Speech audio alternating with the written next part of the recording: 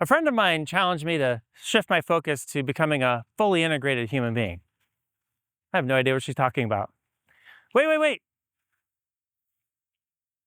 But I'm working on it. No. Come back. This is hard stuff. Come on, give me a break. Gosh, temperamental Gen Z operators. Okay, we're going to need a minute. We'll be back.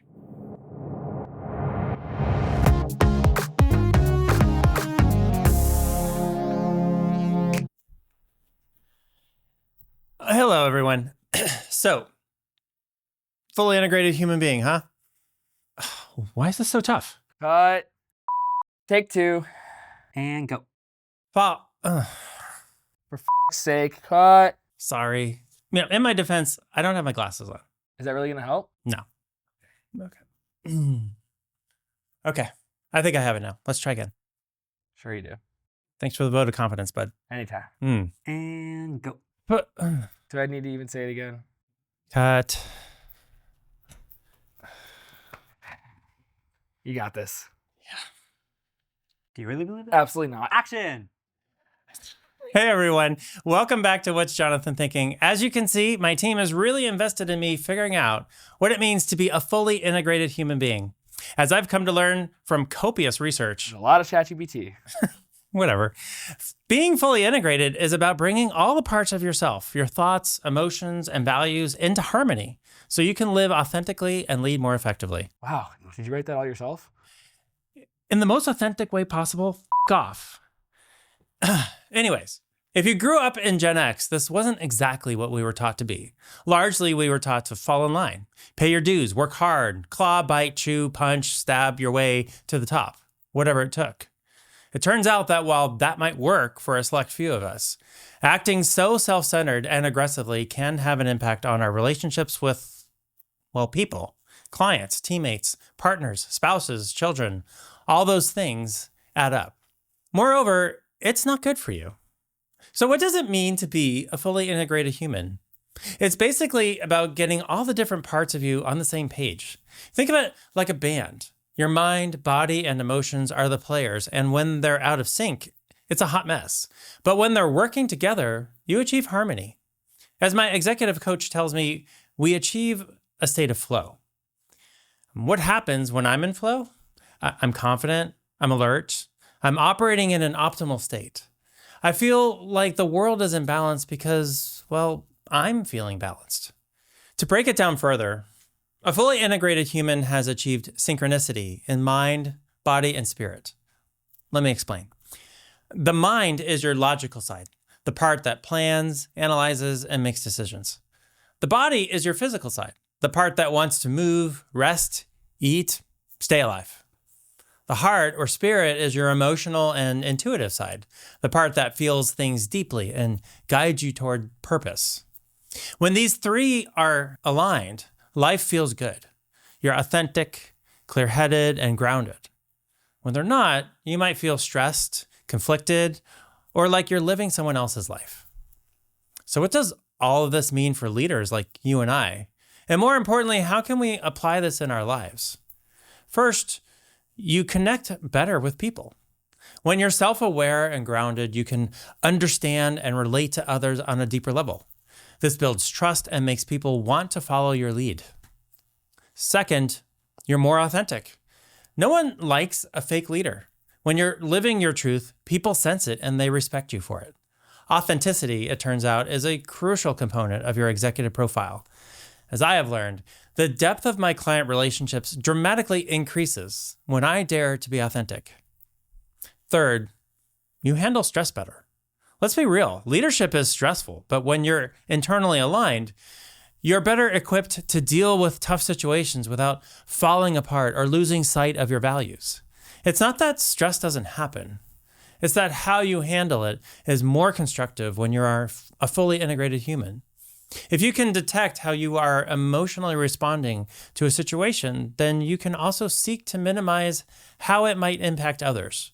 Or you can deploy some tactics to redirect that stress response towards something more productive.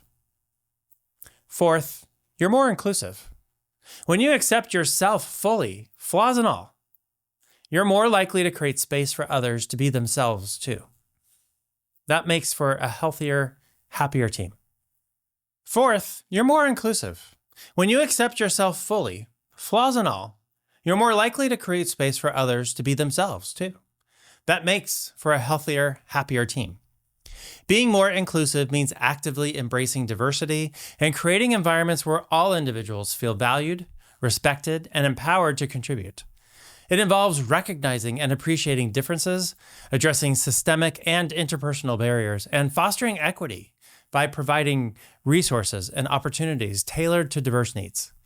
Inclusivity requires using respectful language, amplifying underrepresented voices, and creating spaces where everyone feels safe and welcomed to be their authentic selves.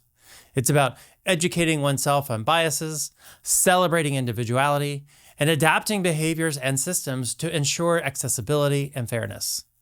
Ultimately, being inclusive is a continuous commitment to growth, empathy, and accountability, striving to build communities where diversity thrives and everyone belongs. And lastly, you make clearer decisions. When your actions align with your values, decisions feel natural. You're not second-guessing yourself for worrying about what others think. What happens here? You become a more decisive leader.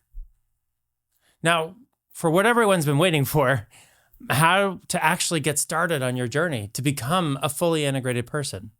Don't worry, it's not about perfection. It's about progress.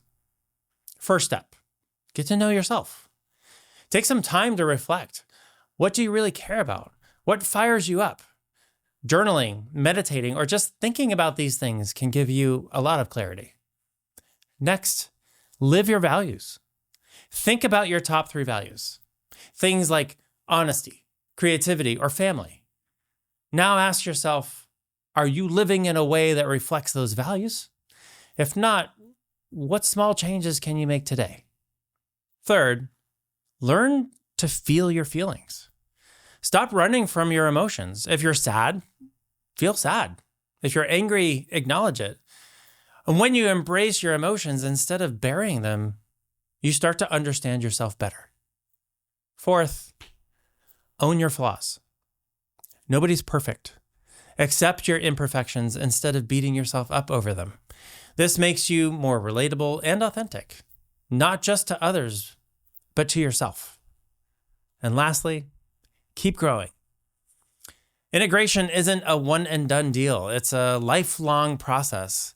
Keep learning about yourself, trying new things, and checking in to make sure you're staying true to who you are. Being a fully integrated human isn't just about feeling good. It's about showing up as your best self, both for you and the people you lead. When you're aligned, you inspire trust, make clear decisions, and build stronger relationships. So here's your challenge as we head into the holiday season. Spend 10 minutes reflecting on your values and asking yourself if your daily actions align with them. Small steps like that can make a big difference. Thanks for joining me today for this episode and for this season. Remember, great leadership starts from within. Keep growing, stay true, discover your fully integrated self, and I'll see you in the new year for another season. If you've liked this episode, don't forget to like, follow, and subscribe wherever you see this podcast, and I'll see you next year for another episode of What's Jonathan Thinking?